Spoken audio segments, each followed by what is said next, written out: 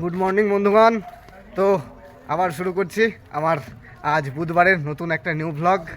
তো আজকে কালকে যে আমাদের কংক্রিট হয়েছে সেই কংক্রিটের আজকে কিছু ম্যাটেরিয়াল সেগুলো আমাদের সাইডটা খুলতে হবে। খোলা এই যে এই প্লেটটা দেখছেন বন্ধুরা, এই প্লেট দিয়ে এখানকার পুরো শাটারিংটা করা।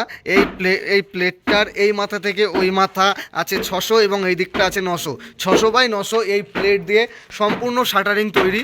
দেখতেই পাচ্ছেন বন্ধুরা, আমার ক্যামেরার সামনে ভেসে উঠেছে।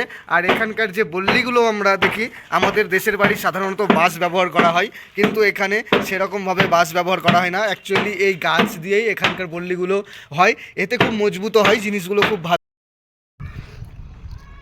তো ফাইনালি বন্ধুরা দেখুন, আমাদের কালকে কংক্রিট হয়েছে, সেই স্ল্যাবে চলে এসেছি। এখন আমি আর এই যে আমাদের আরেক মিস্ত্রি সপ্তম দা, আমরা দুজনাই এখন এই যে সাইডগুলো দেখতে পাচ্ছ, এই সাইডগুলো সব খুলে পরিষ্কার করে এক জায়গায় গুছিয়ে রেখে তারপরে আমাদের নেক্সট কাজ আছে। এই যে পুরো ইন্ডিভিজুয়াল বাংলোগুলো দেখছো, বাংলোর উপরে আরও 4খানা করে কলম হবে।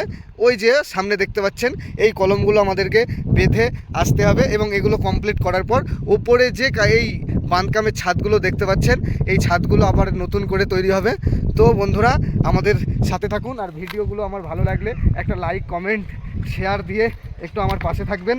তো বন্ধুরা হ্যাঁ, তো চলো যাওয়া যাক, বেশি না বকে বাজে, লেগে যায় কাজে।